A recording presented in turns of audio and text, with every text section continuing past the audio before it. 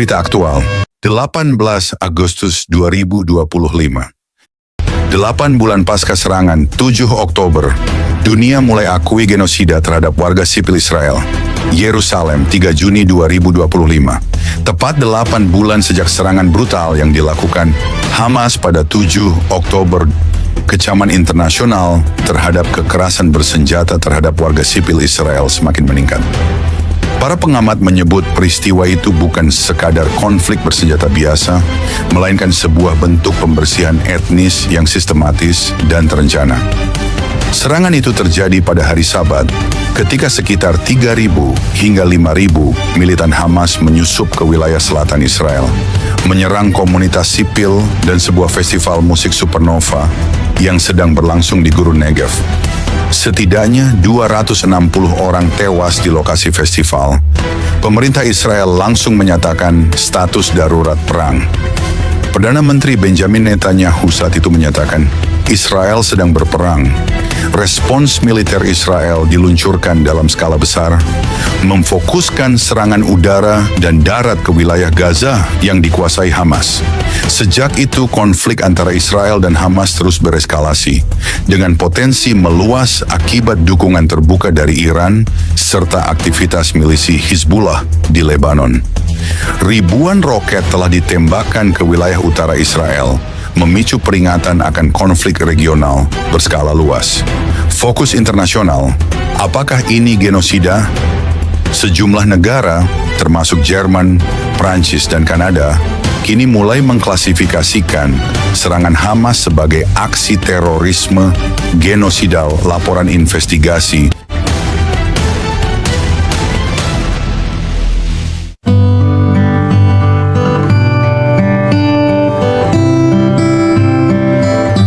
Shalom saudara-saudari terkasih dalam Kristus. Hari ini, kita akan menyelami sebuah kebenaran yang sangat dalam. Sebuah kisah yang bukan hanya sejarah, melainkan kenyataan yang terus bergema sampai hari ini. Kita akan bicara tentang semangat Amalek, semangat pembunuhan, semangat kebencian terhadap umat pilihan Tuhan, yang hari ini hidup dan bernapas lewat Iran, lewat Hamas, dan lewat setiap kekuatan jahat yang ingin memusnahkan Israel dari muka bumi. Semangat Amalek belum mati. Ia hidup dalam bayang-bayang sejarah dan kini menjelma melalui Iran dan Hamas, dua kekuatan yang bersumpah untuk menghapuskan umat pilihan Tuhan dari muka bumi. Inilah semangat Amalek yang sedang kita saksikan saat ini. Sebuah pengulangan sejarah yang kelam. Sebuah genosida modern terhadap bangsa Yahudi. Mari kita mulai dari tragedi yang mengguncang dunia. Pada 7 Oktober, lebih dari 3.000 hingga 5.000 kelompok militan Hamas melancarkan serangan brutal ke Israel. Mereka menyasar festival musik supernova. Sebanyak 260 orang terbunuh secara keji dan banyak lainnya diculik. Mereka tidak memandang usia, wanita tua, anak-anak, bahkan bayi dibantai oleh teroris Hamas. Tidak ada yang luput dari kekejaman itu. Mereka membantai dengan kebencian yang menggelegak, seakan-akan ingin menghapuskan satu bangsa dari dunia ini. Dunia menyaksikan kebrutalan yang begitu mencabik hati nurani. Inilah Amalek zaman modern. Inilah roh kebencian yang dahulu melawan Israel dalam perjalanan dari Mesir, kini hadir lagi dengan wajah berbeda, namun dengan niat yang sama, memusnahkan umat Allah. Apa yang dilakukan Hamas bukan sekadar tindakan militer. Itu adalah Holocaust kecil, upaya terencana untuk menghapus satu bangsa. Dan ini bisa meningkat. Iran dan Hizbullah dapat terlibat. Negara-negara besar bisa terseret. Tapi di tengah semuanya, Tuhan memegang kendali. Perdana Menteri Benjamin Netanyahu mengatakan, Israel sedang berperang. Bukan hanya perang militer, ini adalah peperangan eksistensial antara terang dan gelap, antara hidup dan mati. Tidak ada wilayah abu-abu. Dunia menyaksikan dan sebagian dunia membisu, tapi firman Tuhan tidak membisu. Firman Tuhan telah menyatakan dari awal bahwa bangsa ini akan dibenci oleh banyak bangsa, tetapi Tuhan tidak akan pernah meninggalkan Israel. Israel bukan sekadar negara, ia adalah jam nubuatan Tuhan. Sejarah membuktikan bahwa Tuhan tidak pernah meninggalkan Israel. Ia tidak pernah membiarkan tanah perjanjian jatuh dalam genggaman musuh untuk selamanya. Keberadaan Israel hari ini adalah tanda profetik yang menyoroti pertarungan antara budaya kematian dan budaya kehidupan. Kita menyaksikan genosida dalam bentuk kecil di Gaza. Namun Israel tidak tinggal diam. Mereka melawan, mereka mempertahankan kehidupan, dan mereka tidak hanya berperang dengan Hamas. Konflik ini dapat menjalar ke Iran, Hizbullah, bahkan negara-negara besar lainnya. Tetapi di tengah kegelapan ini, Tuhan memegang kendali. Sejarah membuktikan Tuhan tidak pernah meninggalkan umatnya. Sejarah membuktikan bahwa Israel selalu dikepung oleh bangsa-bangsa yang membenci mereka. Namun Tuhan dalam kasih dan keadilannya tetap menyertai mereka. Saudara-saudari, lihatlah kitab Hakim-Hakim pasal 1 ayat 18 dan 19. Bagaimana Gaza dahulu pun menjadi tempat pertempuran antara umat Tuhan dan musuh-musuhnya. Gaza yang diduduki oleh orang Kanaan menjadi simbol perlawanan terhadap kehendak Tuhan. Lalu muncul tokoh cacat namun dipakai Tuhan, Simson. Ia masuk ke Gaza dan membunuh para pemimpin jahat di sana. Gaza menjadi simbol dari perlawanan terhadap umat Tuhan. Bahkan Simson, sosok yang penuh kekurangan, dipakai Tuhan untuk menghancurkan para pemimpin jahat di Gaza. Dalam Yeremia pasal 47 menunjukkan bagaimana Gaza ditaklukkan oleh Firaun. Hubungan rumit ini masih terasa hingga kini. Amos menubuatkan penghakiman atas Gaza. Zakaria 9 ayat 5 berkata dengan tegas, Gaza akan binasa, Askelon tidak akan didiami lagi, Gaza akan gemetar. Inilah penghakiman Tuhan atas kejahatan yang dilakukan oleh bangsa yang keras hati. Namun dalam Kisah Para Rasul pasal 8, kita melihat seberkas terang. Filipus diperintahkan oleh malaikat Tuhan untuk pergi ke jalan sunyi menuju Gaza. Di sana, ia menjumpai seorang pejabat Ethiopia dan memberitakan Injil. Di jalan menuju Gaza, pria itu bertobat dan dibaptis.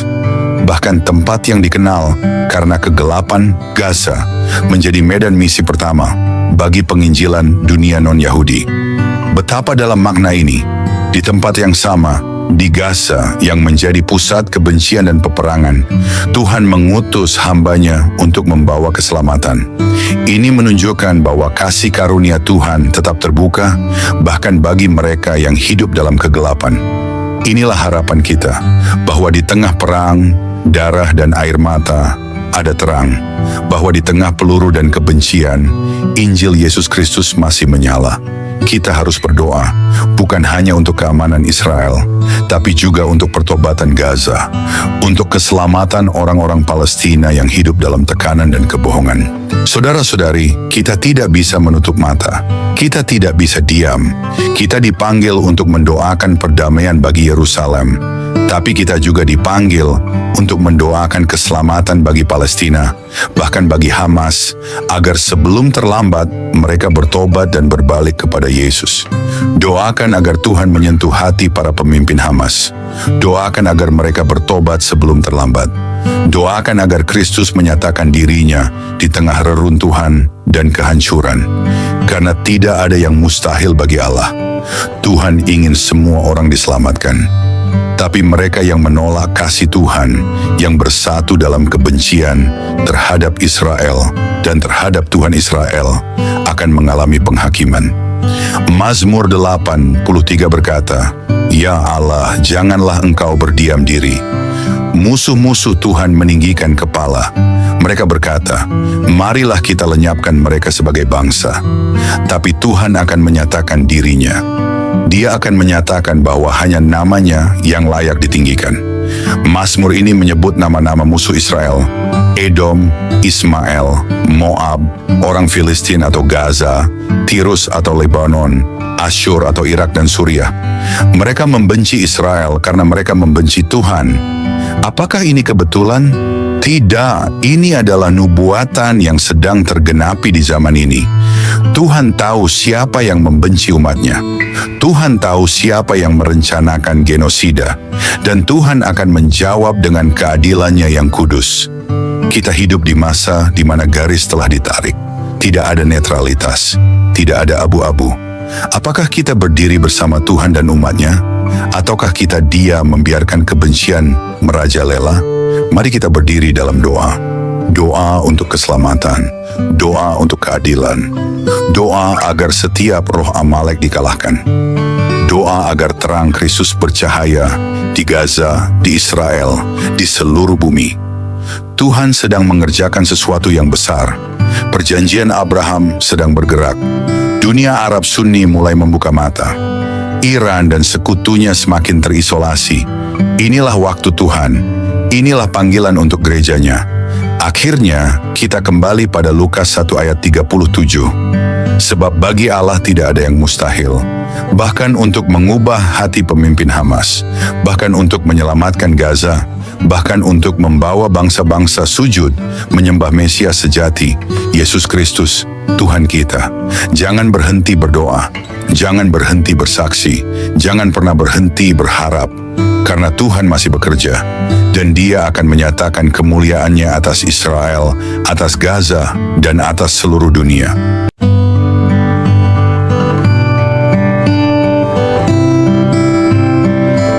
Shalom saudara-saudari terkasih, selamat datang kembali di Renungan Malam God's Voice.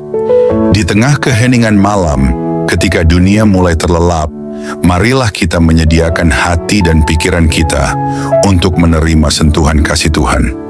Malam ini, biarlah suaranya yang lembut menuntun dan menguatkan kita melewati segala pergumulan yang mungkin belum selesai. Mari kita berdoa. Bapa di surga, terima kasih untuk anugerah-Mu yang tak pernah berhenti menyertai kami sepanjang hari ini. Kini, saat malam tiba, kami datang untuk berdiam di hadapan-Mu. Tuhan, sucikan hati kami, dan biarlah Roh Kudus-Mu hadir, serta berbicara lewat setiap firman yang kami renungkan malam ini. Tolong kami untuk memahami kebenaran-Mu, menerima teguran-Mu, dan dikuatkan oleh kasih-Mu. Kami serahkan waktu ini ke dalam tangan-Mu sepenuhnya. Dalam nama Tuhan Yesus Kristus, kami berdoa. Amin.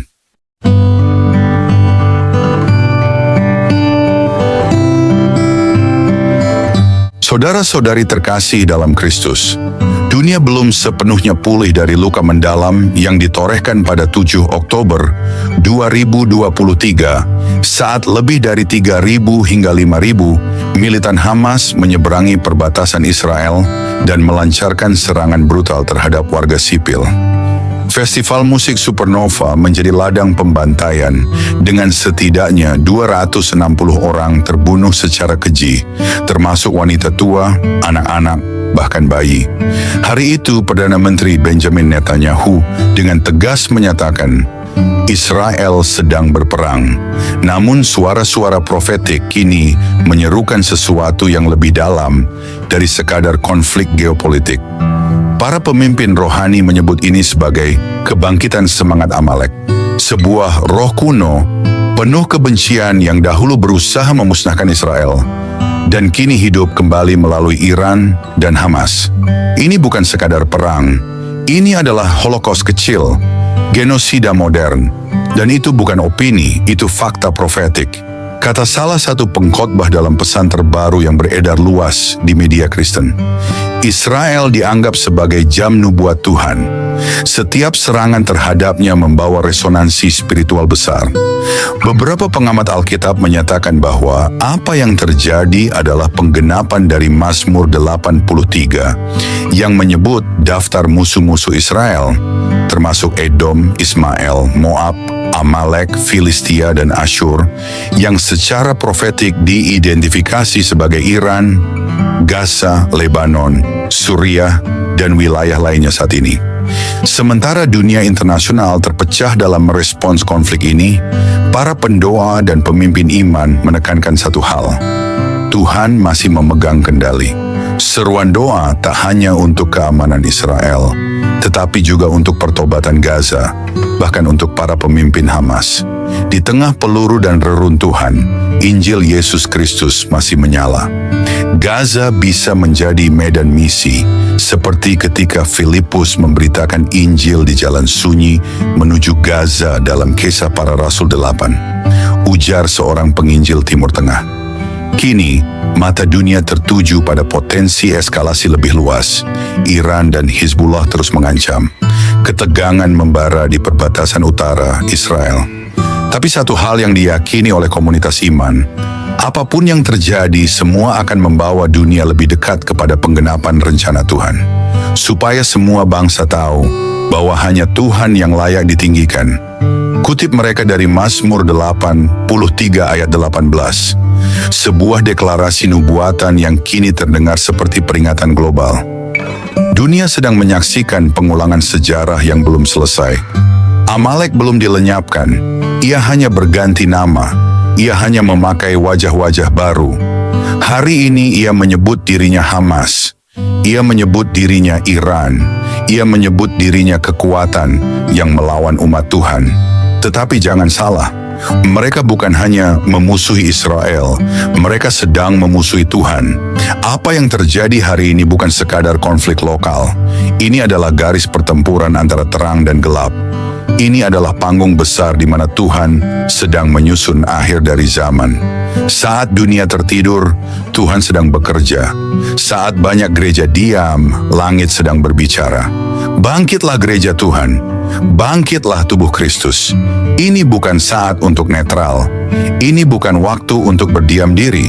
Semangat Amalek harus dikutuk, harus dilawan, harus dibongkar dari mimbar-mimbar, dari media, dari setiap suara yang mewakili kebenaran. Ingatlah, Tuhan tidak berubah. Seperti ia melindungi Israel dari tangan Amalek di masa lalu, ia juga akan berdiri di pihak umatnya hari ini. Ia akan menyingkapkan kekuatan-kekuatan jahat dan membawanya kepada penghakiman. Tuhan tidak akan tinggal diam ketika darah umatnya tertumpah di tanah yang dijanjikan. Dan bagi bangsa-bangsa yang memilih untuk berdiri melawan Israel, dengarlah baik-baik, kutukan Tuhan akan turun. Bukan karena Israel sempurna, tapi karena Tuhan setia pada janjinya. Siapa yang mengutuk Israel akan dikutuk oleh Tuhan. Siapa yang memberkati Israel akan diberkati. Ini bukan teori, ini janji yang hidup. Namun bagi Gaza, bagi rakyat Palestina yang bukan bagian dari kebencian ini, masih ada harapan. Injil belum berhenti bergerak. Masih ada jalan pertobatan. Masih ada salib yang menanti di tengah reruntuhan. Filipus pernah menapaki jalan sunyi menuju Gaza, dan Injil dinyatakan. Maka Injil itu tidak akan mati. Injil itu akan tetap bersinar, bahkan di tengah puing-puing kehancuran. Saudara-saudari, saatnya kita berdiri di pihak Tuhan. Saatnya kita bersuara. Saatnya kita berdoa seperti Daud berdoa dalam Mazmur 83, bukan hanya untuk keselamatan Israel, tapi juga agar semua bangsa tahu bahwa hanya Tuhan yang layak ditinggikan. Semangat Amalek akan dihancurkan, Hamas akan binasa, Iran akan gemetar, dan seluruh bumi akan tahu Tuhan adalah Raja atas segala bangsa. Jangan diam, wahai gereja. Jangan kompromi. Bersuaralah, berdirilah, karena Tuhan sedang bekerja. Dan waktunya hampir habis. Yesus segera datang. Dan sebelum itu, Israel akan berdiri tegak, bukan karena kekuatannya, tapi karena Allah Abraham, Ishak, dan Yakub tidak pernah tertidur. Amin dan amin.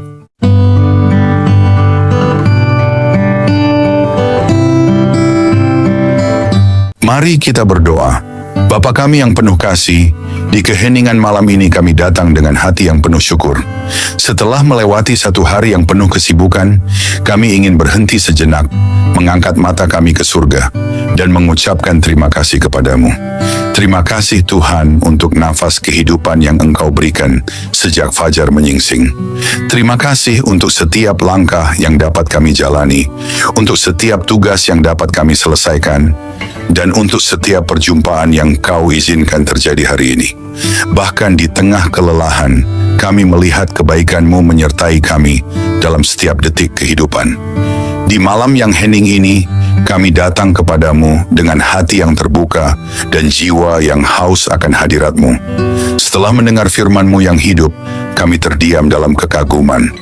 Betapa besarnya kasih-Mu, betapa dalamnya belas kasihan-Mu yang tak berkesudahan. Tuhan, malam ini kami menyerahkan seluruh isi hati kami di hadapan tahta-Mu. Segala beban yang kami pikul, segala luka yang tersembunyi, setiap dosa yang begitu sering kami abaikan, kami letakkan semuanya di kaki-Mu.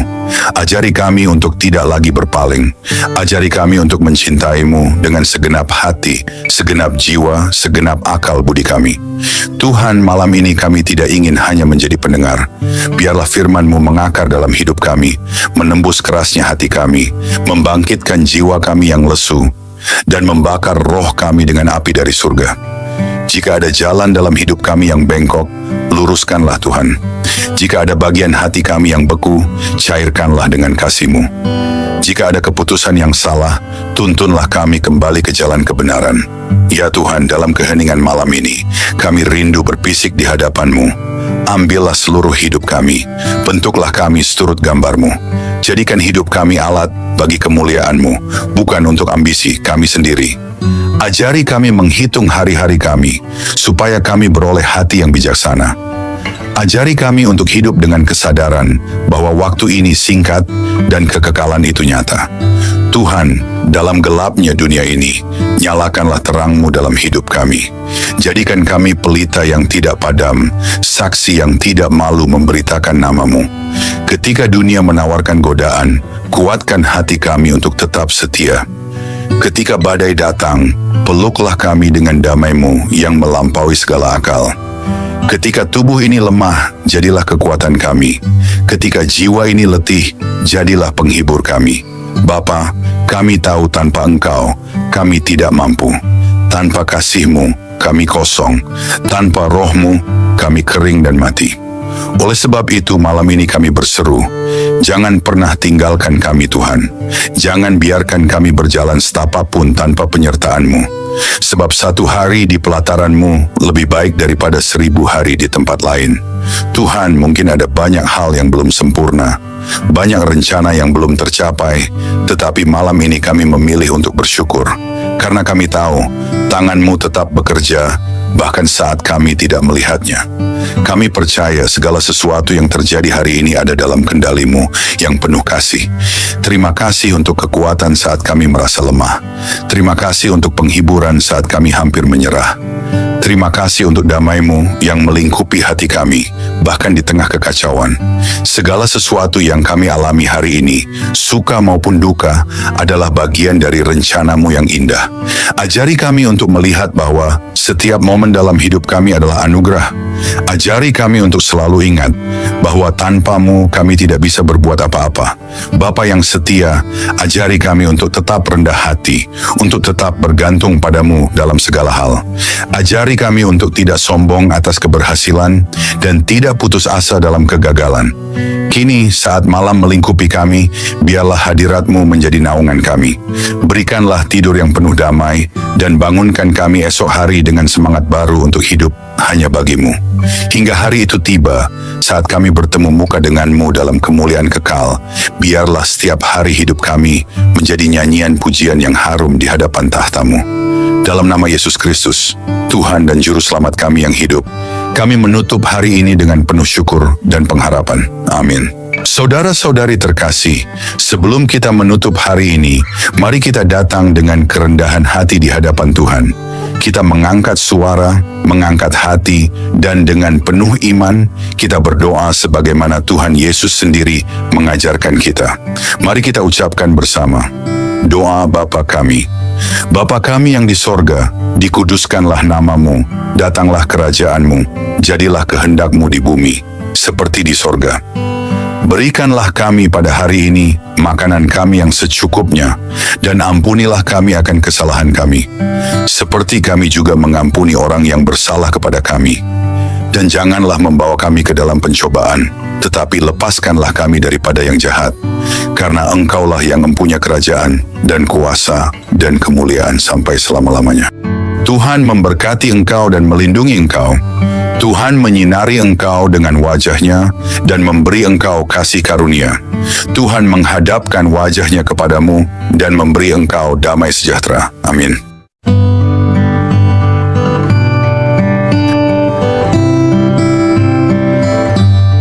Saudara-saudari terkasih, malam ini kita telah merenungkan betapa besar kasih Tuhan yang menopang hidup kita sampai detik ini.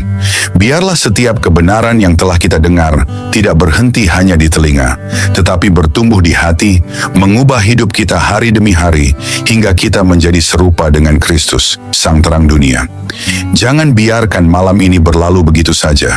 Bangunlah komitmen baru di hadapan Tuhan, dan tetaplah haus akan firman-Nya, sebab hanya dalam Dia kita menemukan hidup yang sejati. Jangan sia-siakan firman yang telah ditaburkan. Responilah dengan segenap hidup, dengan segenap jiwa. Biarlah malam ini menjadi malam perubahan, malam perjumpaan sejati dengan Tuhan. Terima kasih sudah setia mendengarkan renungan malam ini.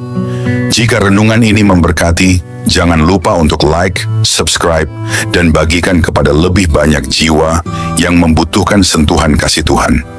Karena melalui satu langkah kecil dari saudara, Tuhan dapat menjangkau ribuan jiwa yang haus akan keselamatan. Tuhan Yesus menyertai, memberkati, dan meneguhkan setiap langkah kita, sampai pada saat kita berjumpa muka dengannya. Mari kita bersama-sama menjadi alat untuk memperluas kerajaan-Nya di bumi. Tuhan Yesus memberkati dan selamat beristirahat di dalam damai sejahtera-Nya.